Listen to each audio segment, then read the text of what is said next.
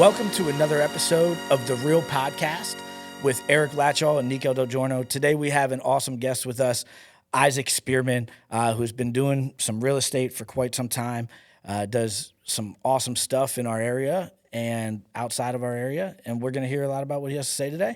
We're going to talk about some life stuff, some expensive shit as always, some aspirations, and some life lessons. So let's jump into this, man. Welcome to the show. Thanks for having me.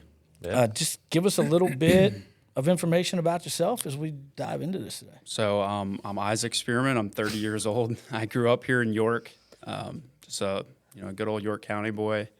Kind of got the itch for real estate mainly because I just saw in my job. I just was trying to figure out the math on how I was going to actually get some freedom and achieve, and get some cool stuff and whatever it is. And I was working a job and I just realized it's even if I got my 10% raise, I'd have to work here for 100 years to make $150,000, and I was like, this is just not going to work. What were you doing before, if you don't mind me asking? So I was working in the transportation industry. Okay. So I sold cars, sold a car to a guy in the transportation industry, and he was like, dude, you can make $50,000 if you come work for me. I was probably mid 2016, 17, which, coming out of college, 50, 60 grand, not bad.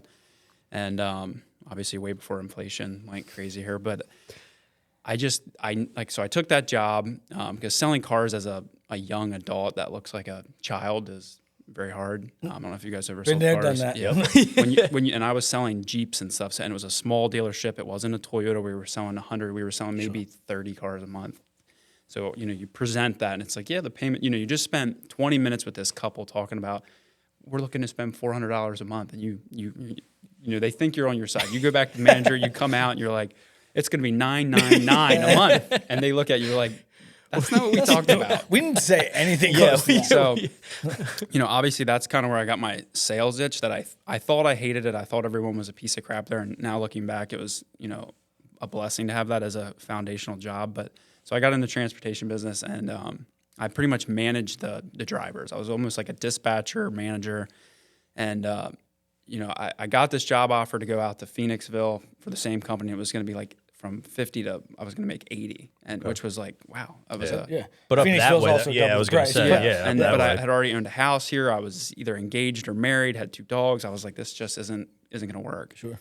And at the time, I had been on YouTube, just like a lot of us, watching not podcasts like this because they didn't exist. Really. They really didn't. Yeah. So a lot of people don't understand that this is a new phenomenon, and you can pretty much learn anything online now. But I got the itch for real estate. I wholesaled a house, and I actually got super discouraged with it because I had sold it off to a local agent who I was supposed to make $10,000. He basically told me I don't know what you're trying to do, but look, here's $2,000, kick rocks. And so I took the $2,000 and I basically started buying rental properties. And as you guys know, that's a very slow burn.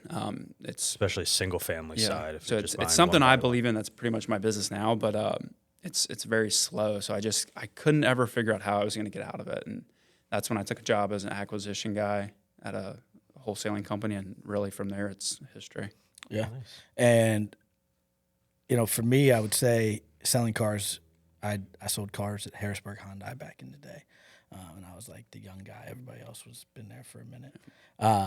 But when I look back on that sales job, I did door-to-door sales. We talked about that before. Mm-hmm. But the meeting random people, anybody is looking for cars. Yep. No matter credit, they'll show up. It is what it is. 340 score. Yeah. And you're starting from a terrible position because people hate car salesmen. Hate it. They, our job, go get them in the lot, ups at the door, and it was like, to me, I was not that good at it. I hated it. But and then they'd bring the car out on Saturday morning and show you how to sell the car, and I'm like, this is the dumbest thing ever. Yes. Yeah. But now looking back, I'm like, can you imagine trying to sell a property to a cash buyer not knowing what knob and tube is, what a electric panel is, and it's 100%. Really all identical. And I totally agree because the process and systems, I would say, in a way, for selling cars and how I didn't know anything about cars when I still know very little about cars. I know a few things, but one or two. I have to say that that part of sales for me was a huge. I was only there for about 60 days, honestly, because I made a good amount of money and moved to the beach. But I was 18, 19 years old, just living my best life. But I would say that foundation and like grasping what they were trying to say definitely was a huge baseline for me being able to. Did you retain talk it, about or you thought it was silly at the time? Oh, I thought it was ridiculous. But Like they were like, "Oh, you got a fact find." I'm like, "What? Yeah. They're here to buy a car. What do I need a fact find?" Yeah. But obviously, like, Yeah. if you don't, I mean, go you have fact to find with divulge. Yeah. And- You but gotta I also figure feel out- like a lot. I mean, I truly believe that those guys that were 50, 60-year-old car salesmen, 15 years before that, like when I started selling cars at 20 years ago, 15 to 20 years ago, that was a real big, important part. But like, if you're a car salesman now, like right now, if you walk down there, most of the people that walk into your lot have done a significant amount of research on what type of car they're looking for. They know what's on your lot. Yeah. It's all available out there. So it's got to be difficult now. Well, it's also wild too. I mean, I don't know if you guys know, but I have a couple cars, so I do buy a few here and there. And but like even now, I remember when I was younger going to car lots with like my parents, and they were, like you said, they were like at your door, opening the door. Now I go and I'm like walking around the lot for 15 minutes and nobody comes out and talks to you. It's just like you said, it's like, hey, at the end of the day, they're there to buy a car. That if they want to buy a car, they're going to come find somebody. That's what we call judgment in the sales game. It's in my personal opinion. Like, I walk into a lot in a hoodie and shorts, and nobody comes out and talks to me. Mm-hmm. If I like was in a button up and that they're running to greet me at the door. So is the car business now like sort of like the housing? Like you go into a homeowner and they already know their estimate. I would say for the most part. I mean, I think it's more transactional. Yeah, like I think there's a certain point. I know I bought my pickup truck from Bob Ruth Ford. And, I think their whole thing is like basically you don't negotiate. Yeah, it's already the lowest price. And a lot of those places are like that now. I feel like I basically I scammed them on. I told them I got them. I had a Jeep Compass, like that newer version. I was like, I wish I never bought this stupid thing, but I owed like 15 on it. And I told them I owed 25. So then, because I sold cars, so I know that they... You know that they go off I know that, sure. Okay, we'll discount the car, but then they hold that trade on you, and they don't give you what you want on the trade. So knowing that, I was like, I owed 25 or whatever I told them on the Jeep. And nice. I was like, the only way I can buy this truck is if you pay off my Jeep. And they were like, okay, we'll do it. Well, then they checked it, and I only owed like 15 on it. That was the quickest transaction ever in a car, because then they were like, F this guy. Get him out of here. That's so sad. That's actually, guys are looking to buy a car. That's how you do it. That's actually really, so it's funny. I don't, do you know there's a guy down in. Not encouraging lying, but there's solid. There's a guy down in Florida who he teaches, it's called Exotic Car Hacks. I don't know if you've ever seen that. So I was watching one of his videos one time, and it was how to about finance that. and buy them, negotiate. Yeah, and negotiating. And he said what he'll do is if he's at the dealership looking at a car, he will call another local dealership and be like, hey, I'm coming from out of town. Just want to get an idea of what you would give for trade-in on this. So he knows what that dealership bought it close to, so he could then negotiate. And I was like, I mean, that's pretty smart on it. And then there's me. I'm just like, yep, I'll take it. Tough sale. What's the easiest way? Like when you're going to buy a house from someone, you offer them 50, and they tell you no, like ABC's gonna give me more than 50, and you're like, no, they're really not. Yeah. The only way they find out is if they let the other guy come in, and the other guy ends up giving them your price. Mm-hmm. They usually end up working with the other guy because it's. You're there. Yeah. It's the same thing. So it's the same in cars. I'm here for this internet price. And I'd be like, look, sir, it's basically a bait and switch. I know. But he's like, no, like Oarsman said, it's going to be 80,000. I'm like, no, they go to Oarsman. It's not 80,000. But now that their ego's been hurt, they buy it there. Yeah. So I think that happens with a lot in it. with us as, when we're trying to buy a house, because it's just easier for them to save face and just get the deal done. Yeah, with to that. come back. But my favorite thing is when they do come back then because Price it didn't goes come. down Yep, then. I just had one. I mean, that's a earlier real this- thing. I've said that a million times. Like, hey, we're doing the best that we can, and just where we're at. And if you call me in 2 weeks because they didn't finish that thing up and get it done, like, That's basically what. So I don't know if you heard, but you guys just bought a house from a tenant of mine, and I didn't really want to buy it because I just didn't want the drama of a tenant knowing that I flipped his house or anything. So I offered him 50. You guys gave him 55, and I if it doesn't work out with you guys, I'm not going to give him 50 or 55. Exactly. sure. I'm telling you right His now, head's you gonna fall don't. off the back of Yeah. his chair. and I mean that's what you should do. Yeah. In my, you know what I mean? Like I was basing this on the 50 on the relationship and making sure things get done. And if somebody else can pay you more and get it done, okay. But if they can't and they tell you something that they can't do, well, I mean, you know, it is what it is. I just had that happen earlier last week. Back in January, I went out and looked at a property and got down to 250. They didn't. No, we don't want 250. We have other people. This person's going to offer me. So they called and said that they got an offer at 280, and I was like, all right, let me know when it doesn't work or if it doesn't work. So she called me like 2 weeks ago. And she's like, hey, it's been 2 months now. They backed out on the deal, blah, blah, blah. So we bought it for 238.5. Sorry, ma'am. Don't know what to tell you. But I mean, usually they understand at that Yeah. point. It's not like they're not like your kid and you're like, I told you. Yeah. Like, they usually actually understand and they should. Yeah. And they should, because obviously it didn't work because those numbers didn't work. And Right. we were doing the best that we could. We really liked it at a lower number. We got to 250 because we were trying to make a deal work. And now, knowing that that's not going to happen, like I need to be closer to my original number of where I want to be at. And most of the time, it's about getting the deal done for them at that point and making things happen. But It is hard too. So like that gentleman, obviously, he told me other people. Obviously, I dug out. It was you, and it's hard to decide then. Like, so I know I'm competing against you, or whoever. It's like you still have to draw your line somewhere. So like I was like, look, if Nico can give you more than 50, sell it to him. Yeah. Exactly. Well, exactly. And you, I think you were originally at like 42, weren't you? Yeah. Yeah. Yeah. So like. That was the real number, and we kind of had to finagle some things. Actually, I think we ended up at 50. I don't know but about you guys, but obviously I respected that you were there.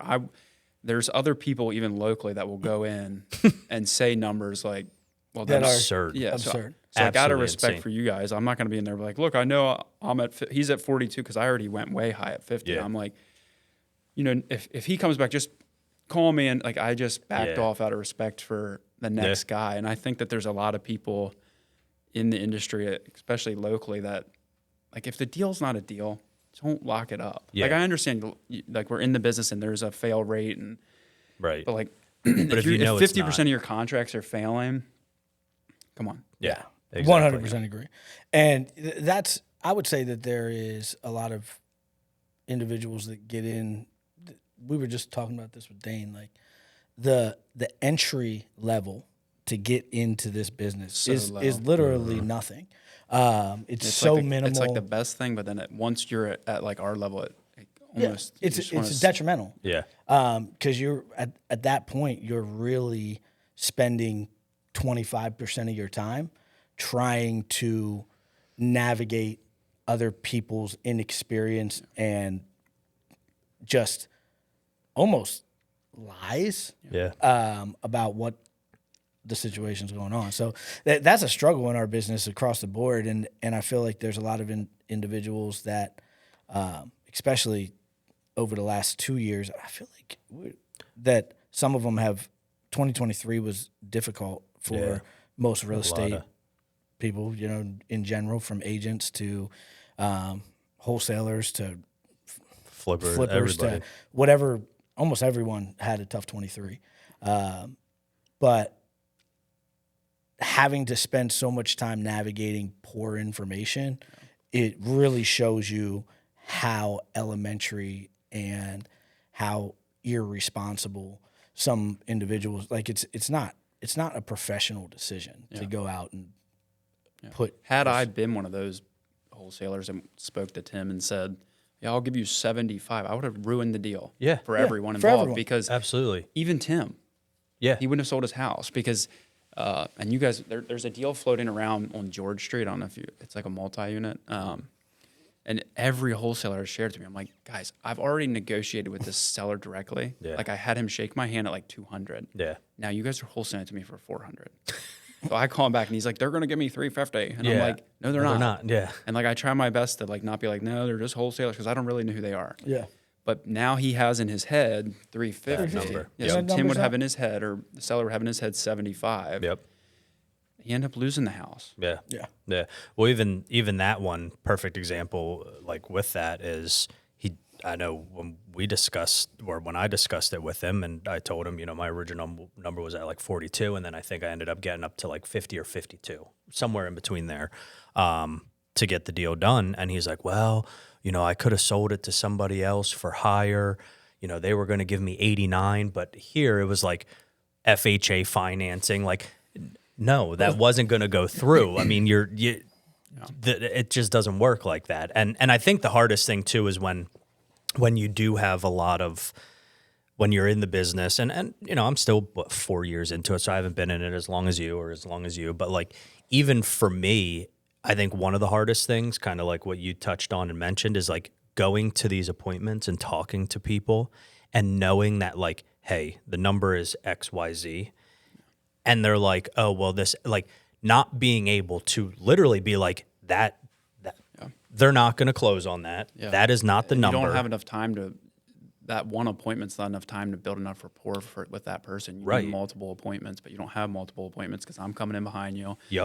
That integrity's coming in behind me. And it's just nonstop normally. And that I think is the hardest thing with this business is, I think Alex and I, we always joke. It's like, okay, if you talk to a seller, hey, make sure your gardener's there so they can tell us what the house is worth. Because it's always, well, this person said it's worth that. Oh, okay. This market, I don't know all the KPIs and stuff anymore, but you guys probably know better than I do on this stuff. But I'm pretty sure like the York, Lancaster, Dauphin County is like the cost per lead and like for a PPC campaign is like as high or higher than like a Phoenix or Vegas, which is like insane.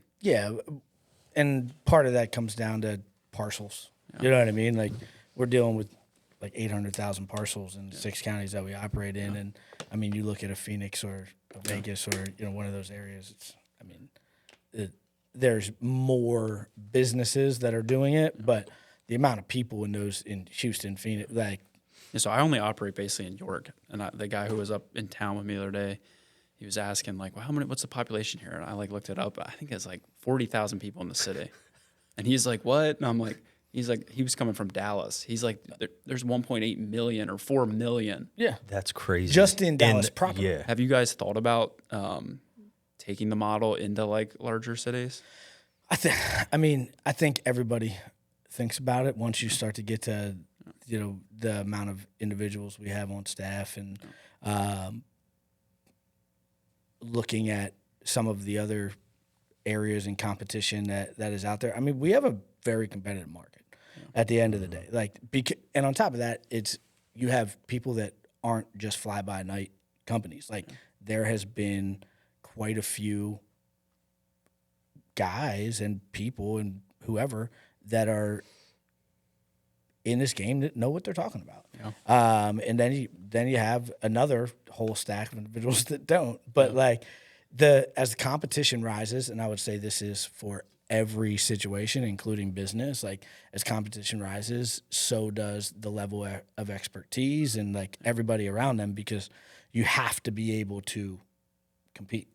I think when you go into these big markets too, you end up spending because this business is such like a program game where like you sign up for this, you sign up for that, you have this subscription, and I went down that route. I'm sure you guys have. You have like even right now I have like every subscription to run a wholesale business. I haven't wholesaled or called a seller like that in like a year and a half. So it's like, because like, it's $100. I want to keep that. That just special in case. website. Just in case. Just in case. Yeah. So I think if you go into a big city like that, you could easily go down that rabbit hole. And now we need investor lift, and that's $60,000. And Yeah, for sure. Yeah. It's nuts how easy it when is. there's enough money. Like, so my dad growing up is always was always in business, but he used to buy and sell antiques from yard sales. Sure. And I remember he would go out on Thursday nights and scout, come back, and he would always tell me, check your backyard first, referring to buying antiques. Yeah. Like you think like, oh, I'm always around here. Like I'm going to Haynes Acres in York, not Shrewsbury, because Haynes Acres is where all the old people live. Sure. And then he would drive by a yard sale or, run into someone in Haynes Acres, another antique dealer, and he'd be like, yeah, homie just picked up this lamp in Railroad. That's our backyard. So like it's always been ingrained to me as like a little kid, as a business owner, to check where you're at. Work in your backyard. And I think that there's, one of my biggest concerns about going to different places is that, like, as I've been doing real estate in some form or another for about a decade now, and like for me to look at it somewhere else, it's odd. It's different. Yeah, it's odd. And I was talking to a guy that we've been working with that's in California, and he has a program. I mean, this is a program business. If you can figure out like how to sell something that people think will make money, it's it's definitely a grind.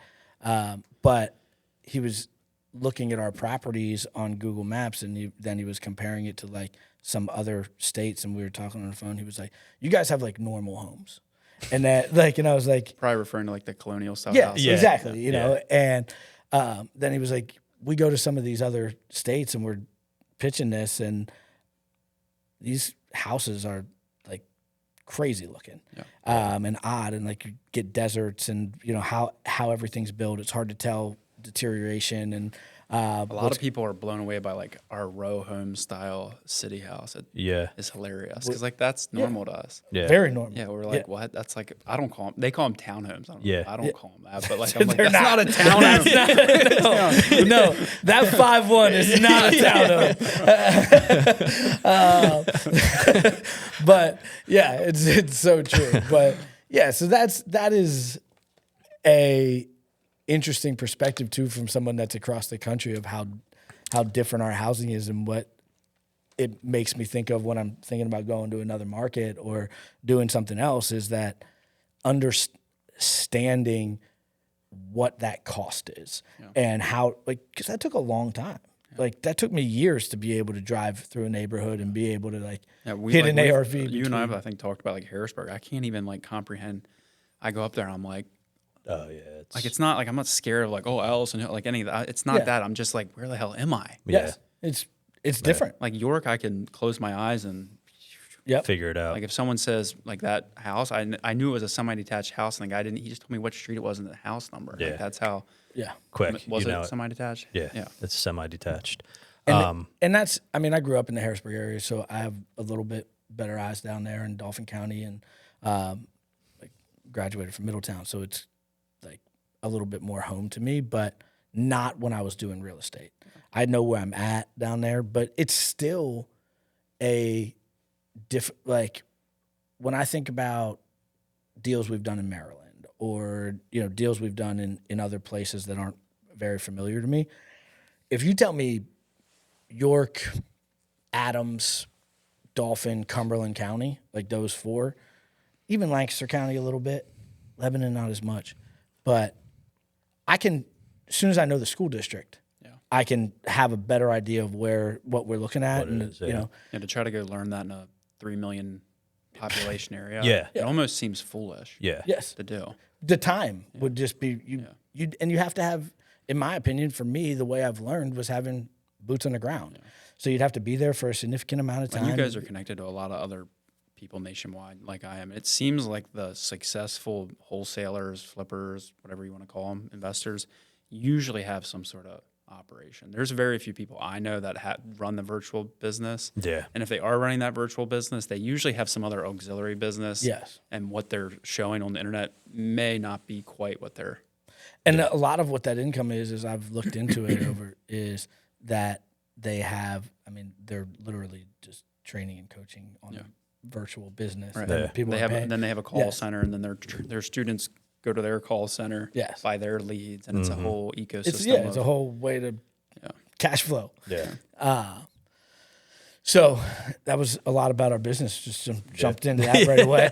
Went right after it. Yes, went right after it. So outside of that, obviously been doing real estate for quite some time. How long you been in messing around I with got into real estate. I bought my first house. I think it was in 2017. I quit my job in 2019. So really not that long. Okay. Nice. Yeah, really in 2019 is where I Dove into it. Now you have your license. Yeah, I do. Okay. Did you get Honestly, that? a disaster. Yeah. Did you get that first or? No, I got that as like a tool. Gotcha. And, like I still list a house every now and then, so it is kind of like I wholesaled a house to a buddy, and then he let me list it. So it is kind of like a nice little extra. Yeah, like I'm gonna make like $3,000 on it. So it's like, why would I not do that? Yeah. But it's starting to become more of like a problem, and like people are reporting me to the commission frequently. Not for it's. I don't know if someone that I'm friends with on Facebook is hating on me. Yeah. And it's a realtor. Really? Like I posted a house coming soon in Red Lion, and they were like when I met with like the investigator, which is no joke. Like you basically have to swear in. Like he has a badge. Like it's not nothing to joke with. Wow. And he was like, well, how would anyone know that was your house? And I'm like, it's none of their freaking business. And then I'm like, wait, Isaac, like I'm a realtor. Like I can't talk like that. Yeah. So that's when I started to realize like maybe I should start to navigate how I can have my MLS but not be a realtor anymore. Yeah. The hindrance is definitely something that is. Because like technically as a realtor, if you posted, like if you were running your disposition and you post, hey guys, I'm standing outside this house, you should really identify that you're a realtor. You're not representing anyone. That's what they want me to do. Yeah. And then they want me to say, look, I have a listing contract on this house or I own this house. And I'm like, like, come on. Yeah. So yeah, having the. Well, and the thing, most people that if they know you or see you, like your audience on Facebook probably already knows that you own it or you're there or whatever the case is. And that's, like you said, most of that comes from a lot of people that are going to just hate on you. Yeah, this is crazy out here. I mean, it is a wild situation. I will never understand, like... You're licensed, right? Yeah. Yeah. Now, I have... Pretty quiet about it. I mean, I have protection on everything that I sign on, real estate. Yeah. Disclosures and stuff like that. But I don't do much business anymore. I'll do it for family and friends every now and then just to be, but for sometimes at the end of the day, that gray area is just not worth it. Not at the amount of. I mean, that's another thing that's super easy to get is license. I think a lot of these wholesaler guys that we were talking about, they should go get licensed because it's not necessarily that training beforehand before you get your license is that valuable, but like you're around a broker, you're around actual people. That's where like the knowledge of being a realtor, I think, is beneficial to an investor. Right. 100%. There is so many things that I would say within real estate as a buyer's agent, a listing agent that I did first before I did acquisitions that has been able to help me guide clients and different people throughout the process of like, well, here's the real situation. Like this house can only sell one way.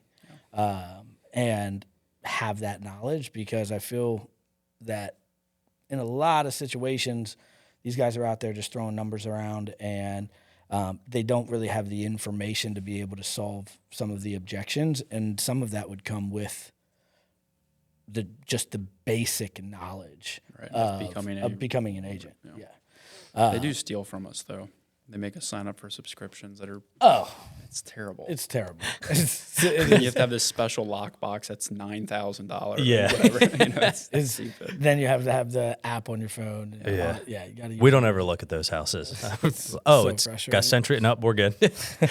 Never mind. We didn't want it that bad. I thought too, being an agent would help me have like an extra tool to the seller, but I don't know if I haven't. I've never gone into an appointment and been able to convert a buyer appointment to a listing, not like personally. I've been able to refer it out, but it's hard because they see you as they see a realtor, then they see you as you were coming in as the investor. So it is hard to beat someone to a pulp about a low price and be like, all right, now that that's over, I can list this for $200,000. Yeah, exactly. Well, there's people too. This is wild and this is crazy to me. People right now I've seen it happen personally that like they're going in as realtors, so they're getting calls as a realtor to go in to be a listing agent. and then they're just novating it personally. Yeah, that's messed up. Like literally like, this is what we can get you. This is how I can get it for you. And then like novating it, not on like, Yeah, like because I as don't a realtor, think as soon that, as you enter that room, you essentially have like a duty to that person. yeah.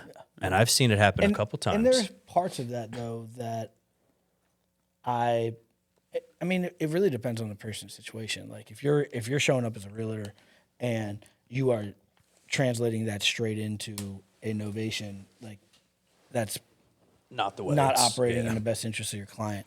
But on the other side of that is like if you actually take the time and you're having that conversation with them and you have the capability through either another LLC or somebody else that you can work with, you know, if you walk into somebody's house and their septic's bad and they don't have Money. 20 grand to put it in, Right. into it, like guess what? You're not selling your house on the market. Yeah. Like we can sell your house on the market, but it's going to cost you this to get this septic fixed. Yeah. And here's where we're at. So, I mean, in my opinion, it really depends on what their needs are in that situation. And not everyone's main motivation or like important thing is how much they get. Right. Yeah, It just 100%. isn't. Right. Yeah. Like I know people like hate home flippers and like they think it doesn't really matter if you're barely doing anything to get the deal or not. That doesn't mean grandma's best interest. Like maybe she just lost her husband and doesn't want to deal with all his belongings and just wants to move out of the house because all she can think about is grandpa. Yeah, Like, So exactly. that money is not important to her. She just inherited a life insurance policy. She doesn't need the money. She wants to Right. get rid of the house. Yeah. And that's totally true. I mean, it's tough, I would say, for a lot of people to look outside of like financial return because they're not in those scenarios. And I would say that pretty much across the board is like when somebody is outside looking in on almost any aspect, when their perception all comes down to money. And I would say that finances come into play in properties that we buy truly maybe 25% of the time. Mm-hmm. You know, the other 75% have to do Really, with because if you're talking to people that aren't in some other situation, you're talking Talking about it's people. uphill battle. Yeah, exactly. I've been there. It's like I'm like, damn, F this. I'm Yeah. done. Yeah. Exactly. It is. It's you're talking When you're like, to the I'm at 50, you're at 48. Can we meet? And it's like, what? Yeah. Yeah. yes. Yep. Because most of the times these people, it's not only is it not really about price. I mean, you talk to a lot of people, but in my experience, it was more like there actually isn't really that much negotiating. You almost give them what they want. Yeah. Like it's For the most part. if the house is beat up, we give people fair offers for the condition the house is in. Right. Now, and that comes along with with the profit, but that's just Which I how think they people- understand. Yeah. If you The if you people are there do, for- but the outsiders don't. outsiders Yeah. don't. Yeah. They don't understand And that at all. You got to kind of coach them through it too, because you get some pushback from different people that they know, and you got to be able to. The big breakdown, in my opinion, on a lot of that is from the seller who heard everything you had to say, loves what you're taking care of, and then their Gardener. well, no, I mean, Brother. exactly, Yeah. partner or anybody, that Brothers, they sisters, aunts, friend. leave that situation excited, go talk to a family member or gardener or friend, and they're Anybody. like, "What do you mean?" And they're like, "I'm like, when was the last time you were in that house?" Yeah. Oh, 15 years ago. Okay, like, Yeah. cool.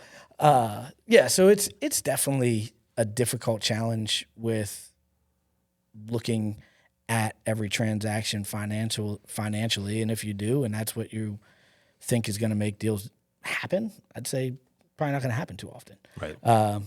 Just like you said, there's so many needs that are outside of the money side of things that people just don't know because they're not there and hearing it out. So outside of that, you have spoke about rentals quite a few times. You have built one hell of a rental portfolio at, how old are you? I'm 30. 30 years old. How many rentals do you have? I have 61 doors myself, and then I have another 34 with one other partner, and then in my old business, we still own about 28. So over 100 doors total. That's pretty freaking impressive at 30. That's awesome. I mean, that's pretty impressive at any age, but doing it by 30 and only being in the business since 2019, right? So 40 of those I bought last year. That's freaking awesome. So I liquidated a lot of He's stuff. like, you guys sucked in 23. But I was out here just crushing it. Finding wholesale deals was so hard. I relaunched my own business and like rebranded, and I'm like, man, this is so hard. And like I got into this business to buy rental properties, and I got into this business to kind of like slow down, not grind every day. Not grind every day. Now, obviously, like I'm going to grind my whole life, but like, so that's, I'm refocused back into the rental portfolio. And the whole thing with rentals that people understand, that's why they don't do, is it just takes time. Yeah. Each property takes a year. So like, in my opinion, so you buy it, you got to wait a year for it to either refi it, cash flow, get the knuckleheads out of it, put new knuckleheads in. You buy 40 of those in 1 year, dude, it's like, I'm probably like one of the most wealthy 30-year-olds, but like stress, cash flow. Sure. Dude, it's tough. Yeah. So, and it's, I want a Lamborghini, No, but you like don't. I just, you I'm don't. not saying you're not, like I'm so honed in on what I want that Right. like, I'm just still in that sacrifice. Like I'm willing to continue to sacrifice, because once it does pay off, it is, and I'm not an acquisition agent. I'm not, I don't have a high income, active income right now. So yeah, the rentals to me is like, it just blows my mind that people think you can't make money right now though with like interest rates.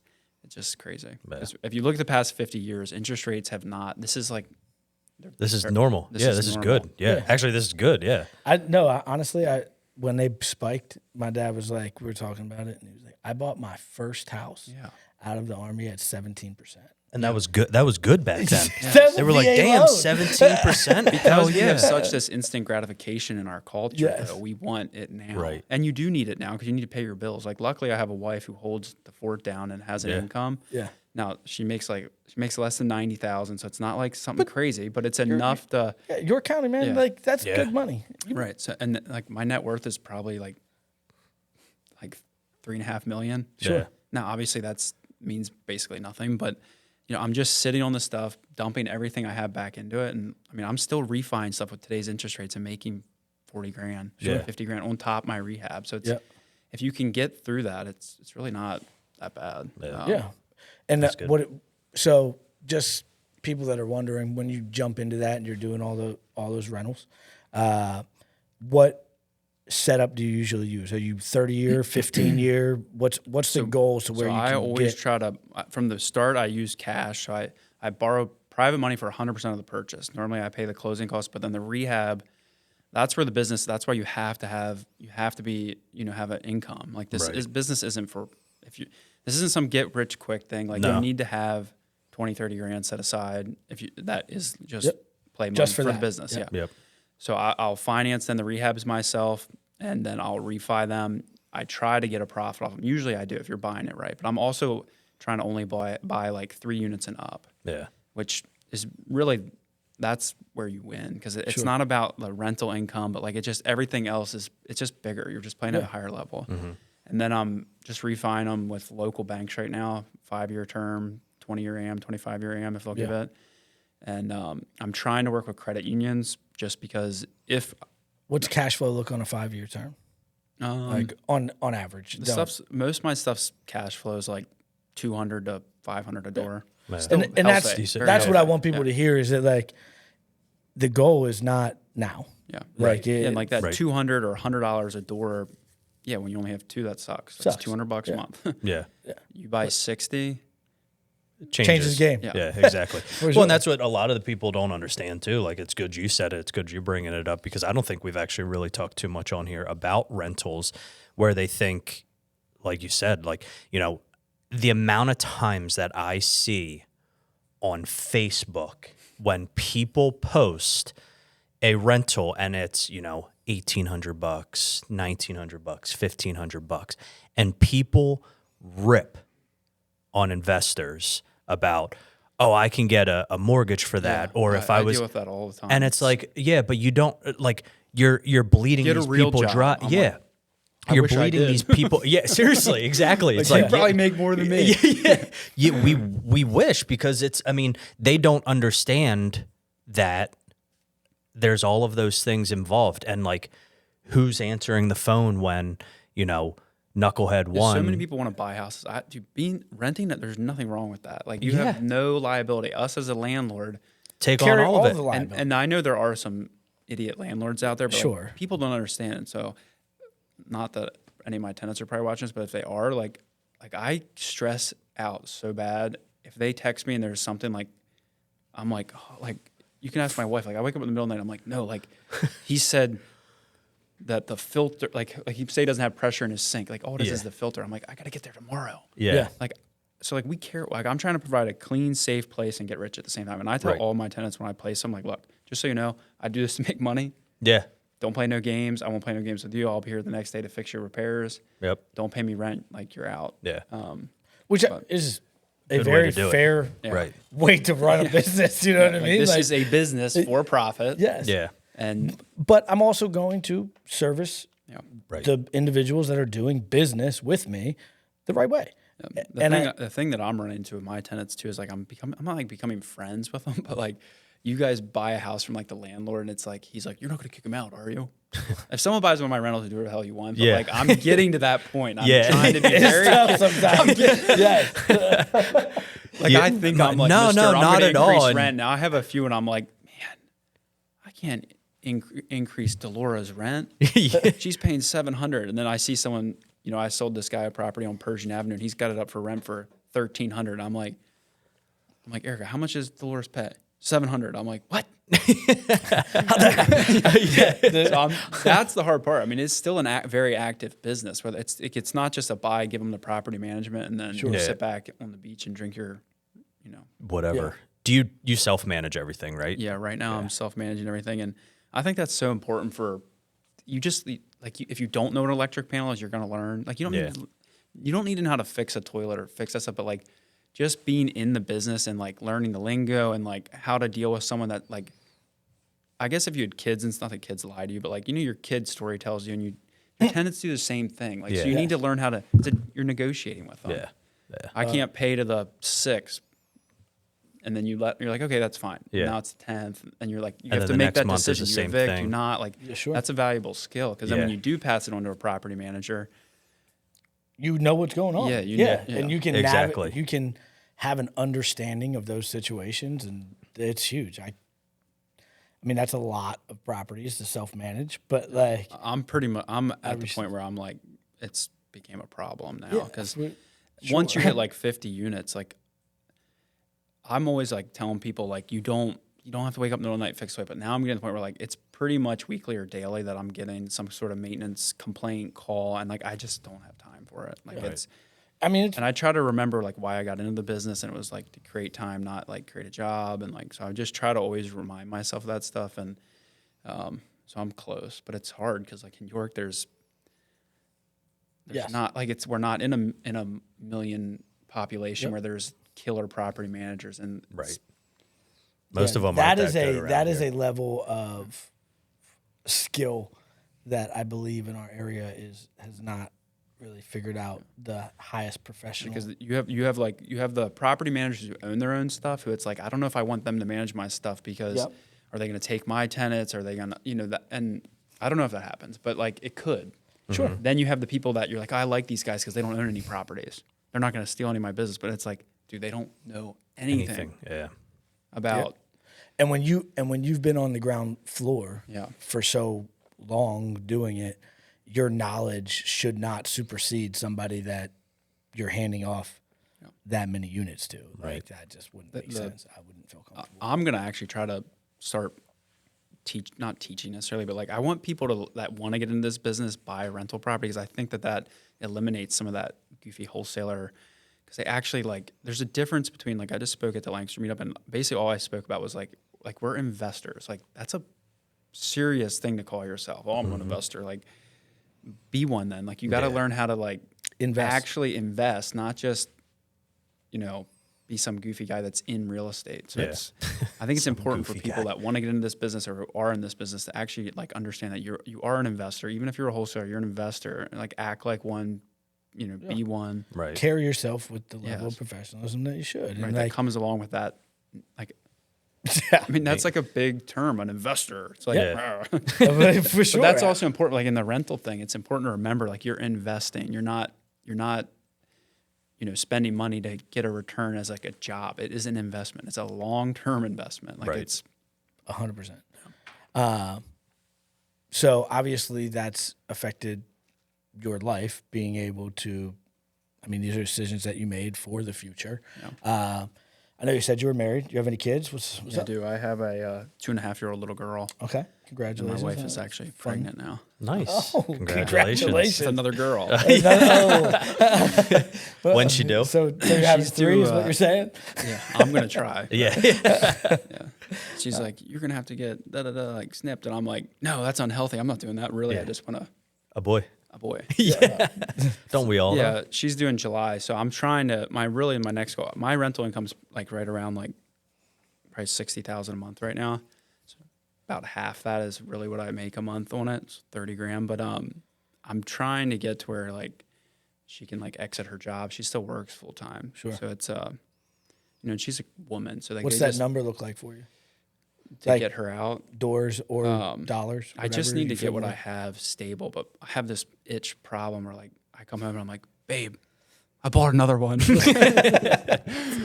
like I have some other idea or like, and like, so I'm really this year just trying to like I bought like 18 units this year. And like, once you get into this business and establish yourself as like, whatever you are, like, dude, it just rolls. Starts to, like once you get your marketing down or once you get your name out there, it just is like, I'm like accidentally buying houses. Yeah. So I just want to get my stuff stable. And we bought like a pretty nice house about 1.5 years ago. So like we're trying to get that. I'm just trying to get to the point where now like I'm not just coming home at 8 p.m. and like I want to like enjoy myself. This summer I want to try to actually purchase like a nice car. Because I think some of that too is like, and you would know, like you got to, I don't know, is it Drake that says like you got to reward yourself. Yeah. So if you don't, it's like we talked about the watch thing. Yeah, we did talk about that. So like we were discussing. So people always, obviously, it's no secret that I have a couple different cars, fun ones, but like that's my vice. That's what I enjoy. Lamborghini. Yeah, Corvette, whatever. But like those are the things that, and I spoke about this on an earlier podcast. Like probably one of the best things I ever did was purchase an exotic car because that was something that I love. Now, that's not what everybody needs to do, but like if you like cars and that's what you want to do, like that's a great thing. And we were discussing it just the other day, like Kevin Hart. I was listening to an interview with him and they were asking him about watches. He's a big watch guy.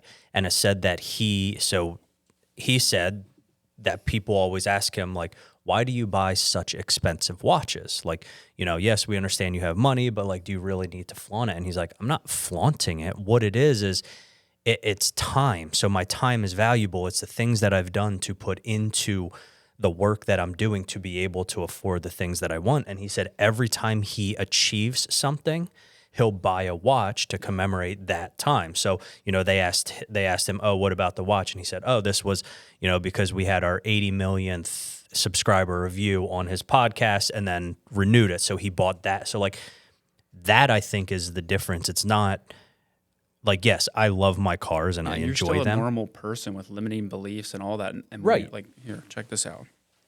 This is what I bought. But that when you buy your Lamborghini, it gets rid of your right. It helps because we're normal people. We have limiting beliefs too. See, you buy that, it does feel good. I bought it because it feels good to wear that. Right. It feels good to show you, like it. Right. Like that's same with the car. Yeah. So, exactly. And I don't think people understand. Like it isn't that I have a $13,000 watch or a $400,000 car. Like it's that I've worked for it. Right. Like what are you out there doing and grinding for? And like there's a why to it, which we've talked about before, but there is a rewarding yourself part of it that like if you're just so stuck in the grind and you don't ever take time to like be like, this journey's pretty dope. Yeah. I've come a long freaking Especially way. then when you have kids, like your kids play baseball, I'm assuming you take them to baseball games and like not that you didn't get to experience that as a child, but like when your kid can experience stuff like that other people, like my kid goes to private school, like she'll probably always go to private school or not go to school at all, like that. That's what we do this for. So you almost just gotta ignore the haters and I mean, it's and I mean, I don't think that's like there's part of it that's just, life, and there's things that you've done that other people aren't willing to sacrifice and do that create the separation. And that doesn't mean that like I'm better than you or I feel better than you. It just means that where I'm at right now, what I've been able to sacrifice and give and do to be able to get these things might not be what either somebody wants or what they're willing to sacrifice. Yeah, and we have, like, you have such a tolerance to that sacrifice that to you it was almost not a sacrifice. So sometimes you lose track that, like I'm sure people come up to you guys all the time, like, oh, you're killing it. And you're like, no, I'm not. Like, I'm struggling. Or, and they don't understand it. Yeah. And you don't even understand how much you've sacrificed to get where you're at. Right. Which is wild. Yeah. It is crazy. And like if I tell someone I own 100 rentals, they're like, dude, you must be killing it. Yeah. They're like, you're crushing it. And I'm like, actually, I was up till 11 o'clock last night trying to deal with a tenant issue. Yeah. But we were talking about the other life. day too, is just, I think one of the big phrases is, oh, must be nice. Must be nice. Must be nice. Like, I know when we were out golfing the other day, we were kind of talking a little bit about, like, when I first started, you said the amount of times that my wife called in the beginning of me starting doing what I do. And I'm sure the same thing for you, especially when you start having kids. When are you going to be home? Yeah. What time will you be? Hey, what's as a dad or a husband, you're trying to get home and right. Exactly. And people don't understand that side of things of like the and that's why I do it. Like, that's why I do the purchases and the buying and this, that, because, like, yes, obviously family's great, but like, I think people underestimate how you don't actually have to like hustle that long for it to turn into something. I mean, Honest Home Solutions, 5 years. Yeah, I mean, boom. How many deals a month you guys do?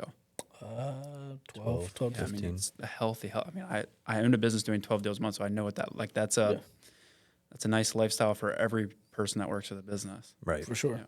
Yeah. And with that, I think that a lot of people confuse a long-term plan for short-term sacrifice. Yeah. And they think that it's just I'm just going to have to do this forever. Like, you're not a boxer. Isn't it crazy?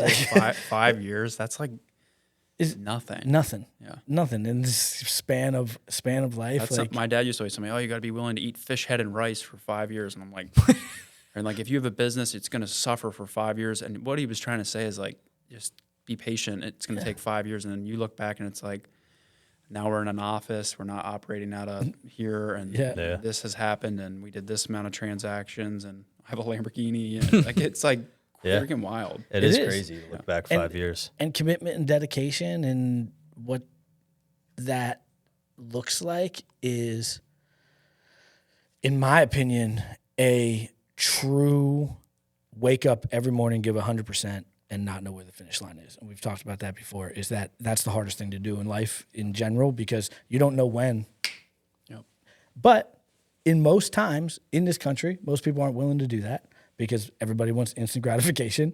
So you just need to do it for a little longer than everybody else, and it usually turns out pretty well.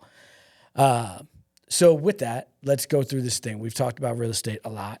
We see how that has put you in a position for long-term wealth and getting ready for your next child and then your boy. But your wife's going to watch this and be like, what the hell? But obviously we talked about your watch there. Is there anything else that, like, as you start to think about where this goal is, that anything that you really love and you would be spending some money on?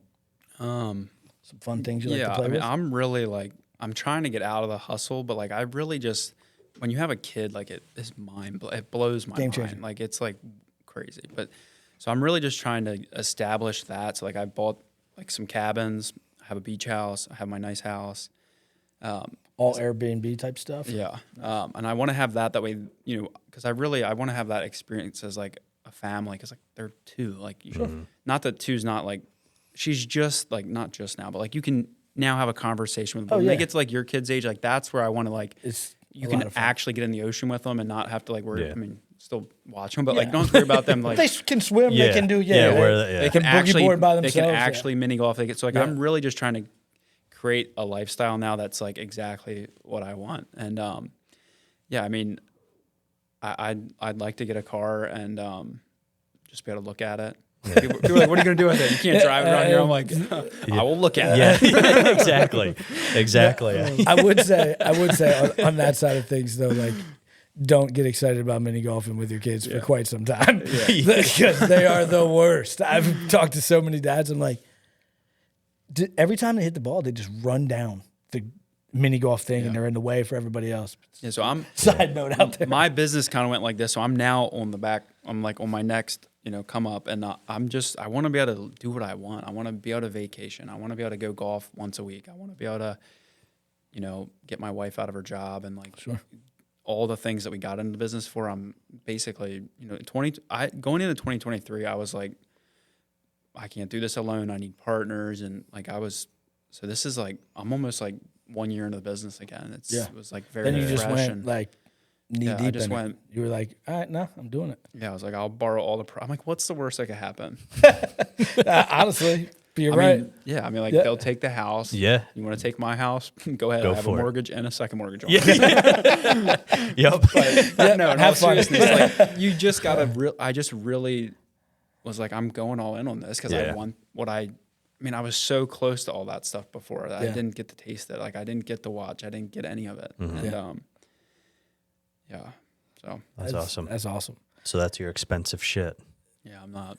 And I always send stuff. I don't have any friends, so like I have friends, but like I'm not like I want to get into like more of like you guys golf, like I would golf, like get more into that, so like my mind can be open to like not more expensive stuff, but like what else can hobbies I and do? hanging out and just having networking and having conversations is like some of the craziest stuff that, in my opinion, like you're like, huh. Just hearing what different people are doing and what's successful and what's not. I totally agree with that. And it is hard once you like get to the level we're at. Like, not that I won't hang out with people like at a lower level, but like it's hard for me to hang out with someone that might still be drinking the Kool-Aid of like not a job, but like just the government, the voting, like all that. Like it's very hard for me to like. I agree. I also think some of the conversations change. Yeah. It's like tough. even some of my family, like, all you ever talk about is business and money and how everyone should quit their job. I'm like, yeah. Okay. Yeah. And there's a lot to be said about that. The struggle is that a lot of people don't have the drive and ambition and commitment and dedication and willing to sacrifice. So they should not quit their job because they're not willing to, do what needs to do to be able to be successful. And that turns into some really painful failure. The other side of that is that when we are in a situation where all this stuff is going on around us and we're looking at should I or should I not make a decision to quit all those things, or the conversations that we have about like finances. Like if you literally think about 15 of the people you know from high school and you were talking about $3.5 million worth of net worth, like it sounds like bragging. Yeah. It's not bragging. It's where you're at in your life and what your goals are and where you want to go, and you quitting your job, and like it's none of that's bragging. It's just the conversations that you can have, and the level of conversation changes around the people that you're having it with. Right. And people at like the higher level are more willing to like usually share and talk. They're not, I don't hide. Like you want to know something about a rental property, like I'll tell you everything you need to know. Like I'm just not, like obviously there's a time and place for it, but at that lower level, it's so like competitive with like all that. It's just hard to really friends with them. I get absolutely. Get it. Like if I'm going golf, all I'm talking about is real estate and like literally exactly. Other stuff that we can like do to our bodies to make us healthier. Or, hey, in my business I'm doing this. You go out with like a It's totally Anybody, different yeah. ballgame. I mean, yeah. Like honestly, You going to the bar later? It's like what?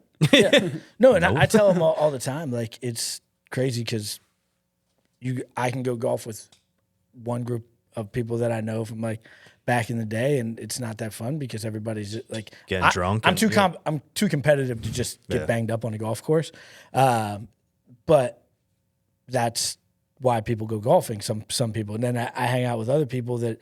Like I've had some of the best conversations. Hey, did you touch that ball? Yeah.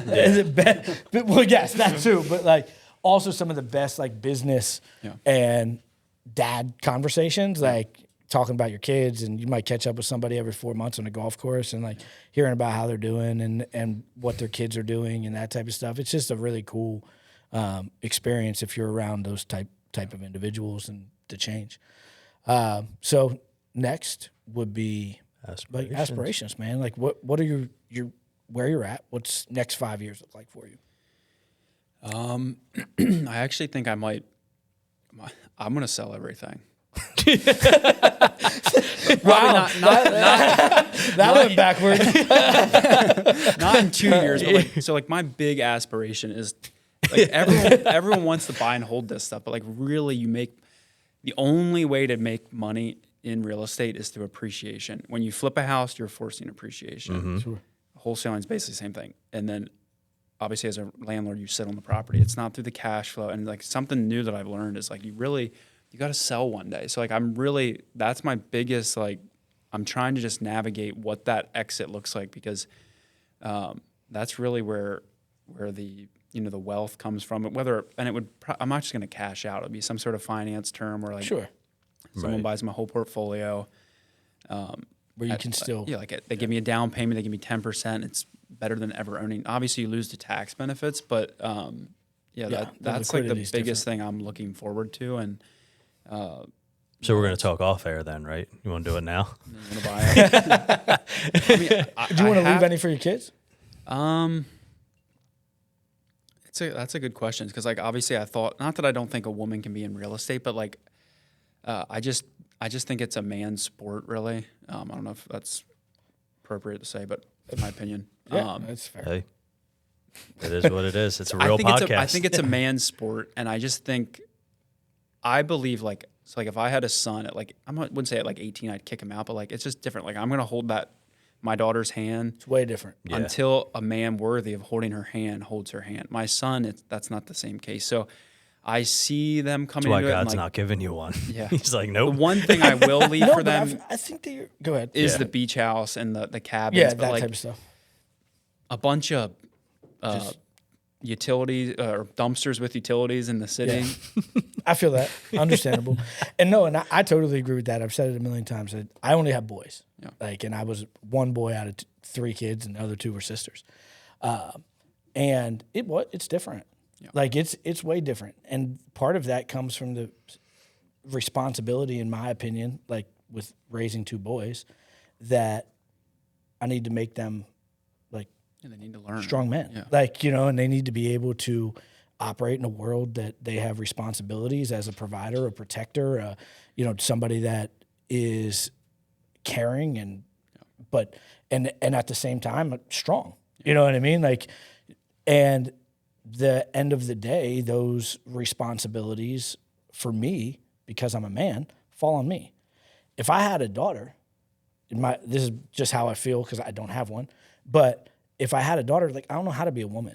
Yeah. My job is not to teach you to be a woman. My job is to just love you, and like I don't know how to do that. So I'm just difficult, and then you teach them how to be loved. Yeah.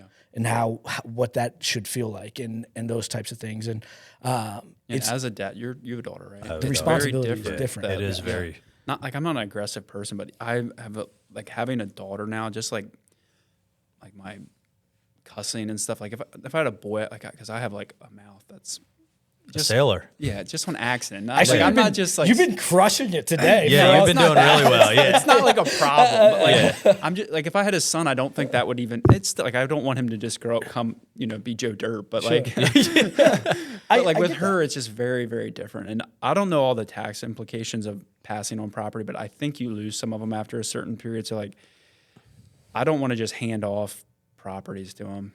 Yeah. It makes sense. I get that. It was just sometimes that's like the game plan is different individuals like, hey, I want to build this.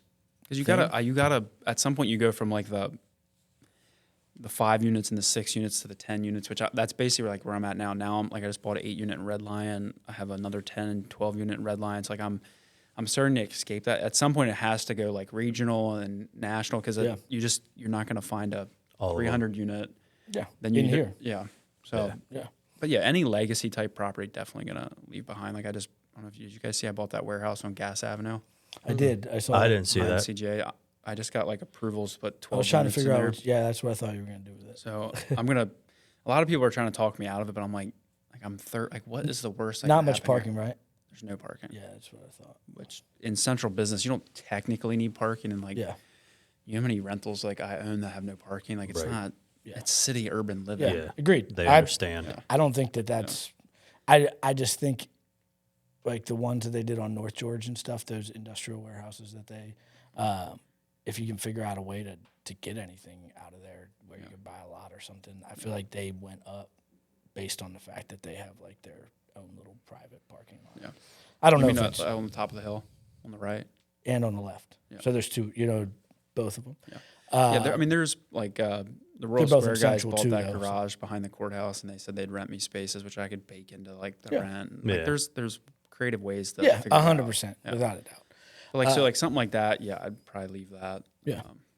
I agree. That's going to be But awesome. I really would like to just get into like just business ownership too, and like once you've built a wholesale business or a business like this, it's not a lawn care business. Like you really had to figure out a business, and then you had to figure out how to be a businessman, but then you also had to figure out how to build a business that's never been around before. Yep. Mm-hmm. So like I believe that people in that business, like yourselves and me, like have the skill to take a lawn care company and like turn it into like something like the Inches did, or something like that. And that's so like I see myself in becoming an actual investor and buying businesses and stuff like that, scaling them and reselling, just 100%. on a bigger scale of what we do. And I think that's a huge part. I talked to a couple guys from our mastermind that have and one of the guys that spoke to that literally goes out and buys 51% of businesses and revamps them, sells them, and it's a huge exit. Yeah, huge exit. Yeah. And then the last thing, man, is obviously kids we've talked about. We have business all tied into one. If you were to give just a life lesson that's affected you that maybe could help somebody else or through whatever it may be, maybe a lesson that you're like, if you could avoid this shit, like it would be extremely helpful, or just something that has made you successful that you would encourage to share with other people. Without having to really think about it, I would say if someone's looking to get into the business, or that's who I'd obviously look to give that to, is just remember that 5-year thing. It takes 5 years. You got to have the hustle, the grit, and just don't give up for 5 years. And it can be a lot better than you think. And I think Russ said this, or I don't know who said it, but like something I always think about is like, what if it could turn out better than you ever imagined? And it's like it gives me chills thinking about it. It's just like the wildest thing. And if you do what it takes the best you can, it's gonna turn out better than you ever thought. Yeah. No, I totally agree. Well, sir, thank you so much for coming on today. Thank you very much. I think we talked a lot about some good business stuff, about some life stuff, and all the fun shit that we talk about here. So I appreciate everybody for tuning in for another episode of The Real Podcast, and thank you so much for joining us today. If anybody wanted to reach out to you about anything, how can they reach you? Best way to get a hold of me is through my Instagram, just at Isaac Spearman. Awesome. Well, you guys heard it here first, and how he is 30 with over 100 rentals.